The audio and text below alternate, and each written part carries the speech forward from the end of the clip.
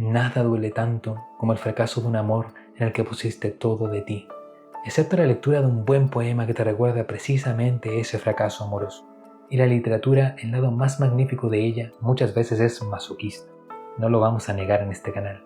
Pero sí vamos a sostener que lo que más importa en una obra con tales temáticas es la manera en que ideas o experiencias, que todo el mundo pareciera haber vivido, o al menos tener una idea sobre ellas, son transformadas en palabras y conexiones entre palabras, y estas con su precisión o ampulosidad, su escape o su apego a la realidad se vuelven formas de arte, y del arte que pega más duro.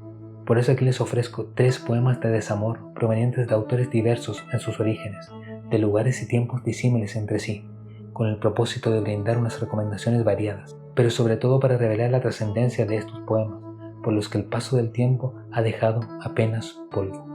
Y para no alargar la espera, vamos a la intro.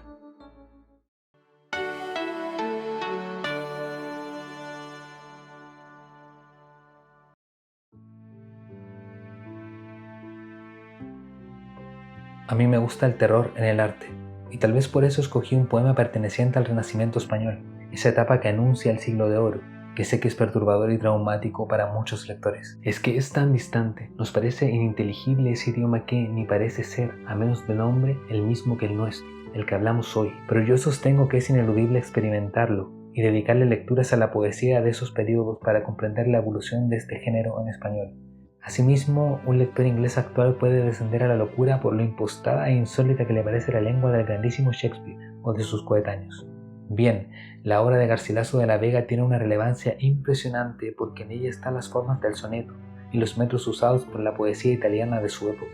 Fue muy poderosa la influencia que tuvo Petrarca en él, y gracias a la adaptación de esa poesía foránea, al situarla y hacerla española, es que su figura se erigió como una referencia para los poetas posteriores del siglo de oro. Aunque también al hablar de su figura no podemos evitar recordarlo como uno de los ejemplos de poeta soldado, que hoy día nos puede sonar como una contradicción hasta biológica, pero que por aquellos años formaba parte de cierto ideal de vida noble, y por la que, en una de sus tantas campañas militares, Garcilaso de la Vega perdió la vida a temprana edad. Pero qué legado nos dejó. Entonces volvamos al texto. El soneto seleccionado pertenece a su línea de poemas de amor o desamor íntimo, vale decir, una poesía cuya exaltación parece la de un monólogo de sufrimiento, casi siempre por una imposibilidad o un deseo no cumplido. No toda la poesía del autor representa esos dolores. Es cierto, otra parte es dedicada a la naturaleza o a situaciones populares, pero posiblemente lo más relevante de su trabajo literario está en esos poemas de un amante torturado por aquello que no puede alcanzar y que solo le dejó con los recuerdos desalentadores para la posteridad.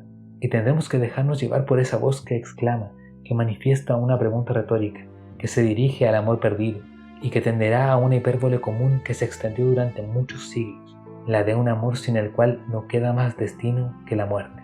Y claro, todo esto está ordenado en esa forma tan marcada, los 14 versos del soneto, los versos en decasílabos, las rimas consonantes, pero ocurre a veces que todo ese orden se establece a costa del sentido.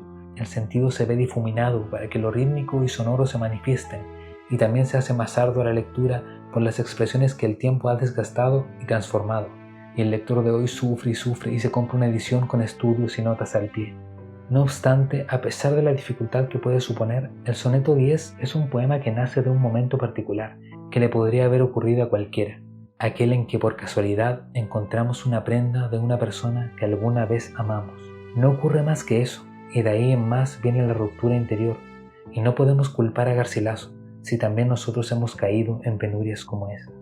Y en ocasiones así, tal vez solo nos quede repetir los últimos versos de este poema. Soneto 10.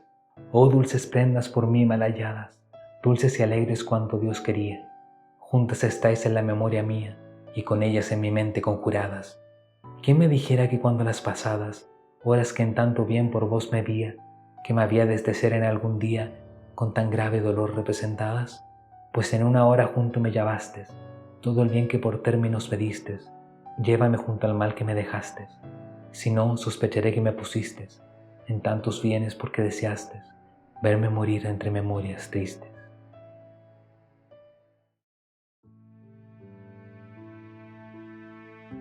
El segundo poema nos traslada a Uruguay, a principios del siglo XX.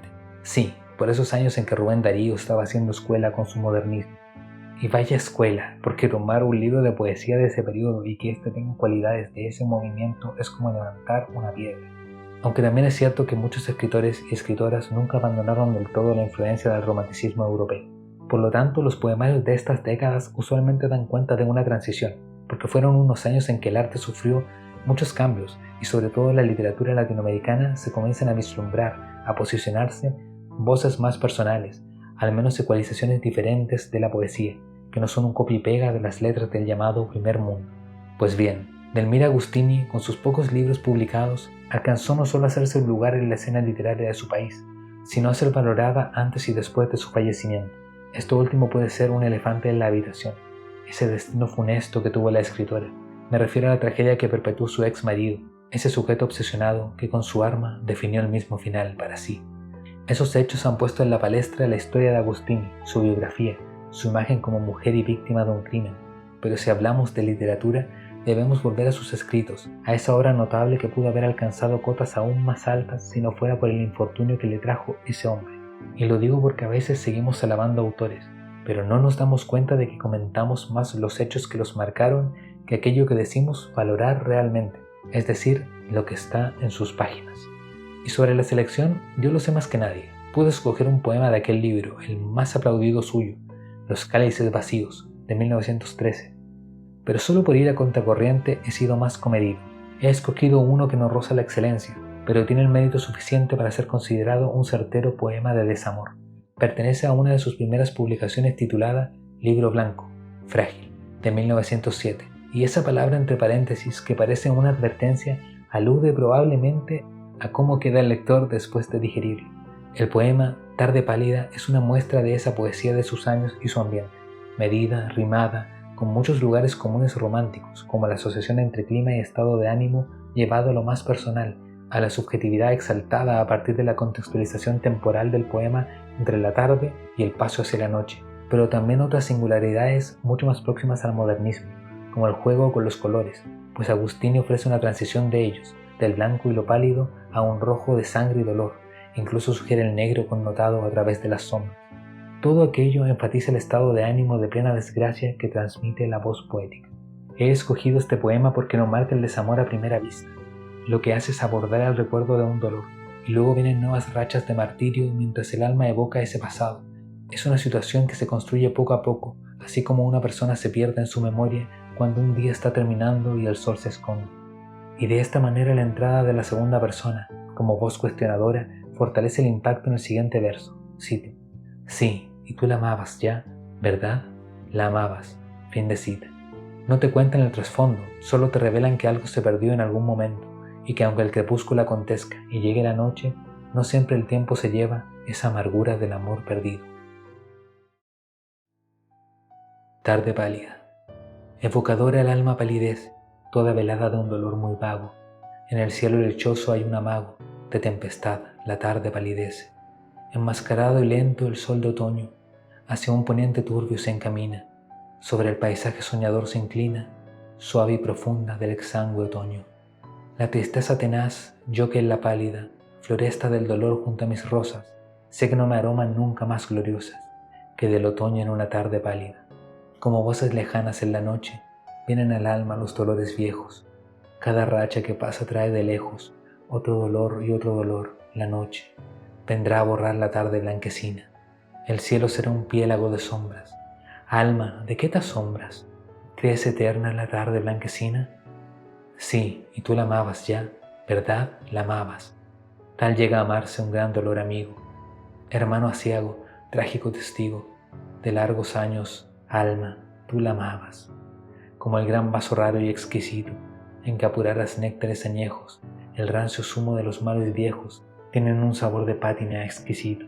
Pero el sol cae allá a lo lejos, lento y soberbio como un rey vencido, en púrpuras ardientes ya ha caído, y en ti perduran los amargos dejos de un gran pasado triste revivido, en una tarde que murió allá lejos.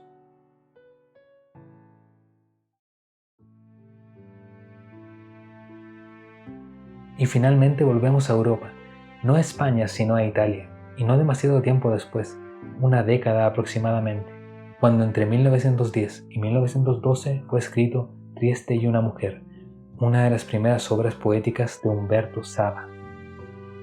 ¿Quién?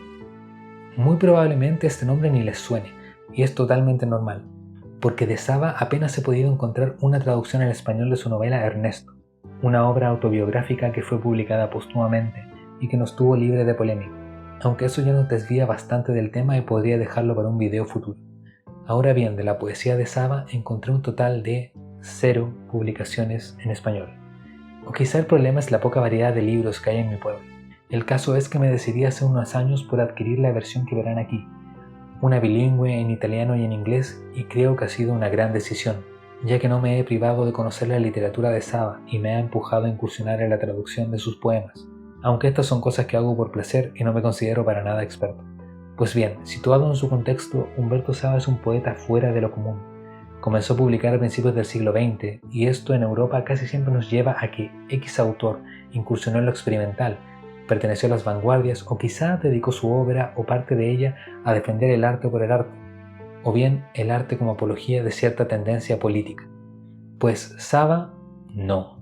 Su poesía no tuvo un giro de 180 grados, su poesía nos habla de la vida, su propia vida. Es mucho más narrativa que hermética, y casi siempre es poderosamente honesta y al mismo tiempo emocional, sin ser grandilocuente ni recurrir a mil estrategias retóricas. La verdad de su poesía está en mostrar la vida común, incluso con sus dudas o desilusiones, pero sin falsearla a través de un lenguaje enrevesado, excepto para lo sonoro que sí se puede encontrar en sus poemas. De ahí que su gran obra, esa que escribió y reescribió constantemente en vida, se titulara El Cancionero. Este escape de la moda de la escritura y las tendencias literarias por parte del autor hizo, como cuantas otras veces en la historia de la literatura, que su poesía fuera revalorizada post-mortem. Para mí, podría ser considerado uno de los poetas europeos con una de las propuestas más perseverantes del siglo XX. El poema que presento se titularía en español Más solos, y funciona a partir de la construcción de la cotidianidad.